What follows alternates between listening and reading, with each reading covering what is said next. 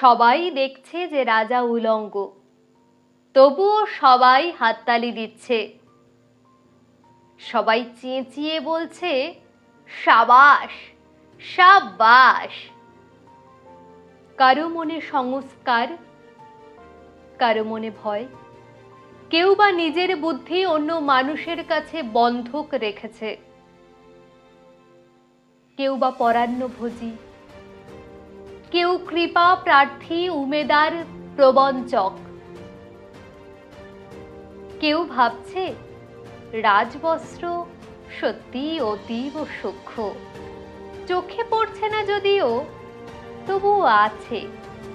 অন্তত থাকাটা কিছু অসম্ভব নয়, ওটা সবাই জানে। কিন্তু সেই গল্পের ভিতরে শুধুই প্রশস্তি বাক্য উচ্চারক আপাদমস্তক ভীতু ফন্দিবাজ অথবা নির্বোধ স্তাবক ছিল না, একটি শিশুও ছিল, সত্যবাদী, সরল, সাহসী একটি শিশু।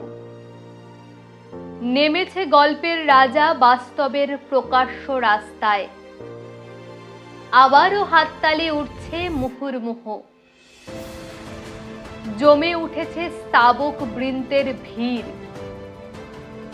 কিন্তু সেই শিশুটিকে আমি এই ভিড়ের ভিতরে কোথাও দেখতে পাচ্ছি না।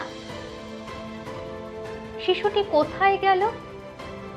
কেউ কি কোথাও তাকে কোনো পাহাড়ের গোপন গুহায় লুকিয়ে রেখেছে?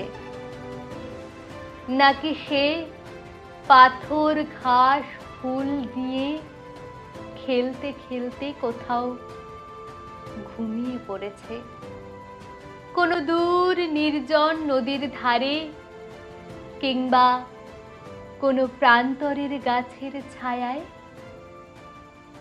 যাও, যেমন করেই হোক তাকে খুঁজে আনো। সে এসে একবার এই উলঙ্গ রাজার সামনে নির্ভয়ে দাঁড়াক। সে এসে একবার এই হাততালির ঊর্ধ্বে গলা তুলে জিজ্ঞাসা করুক, রাজা তোর কাপড় কোথায়?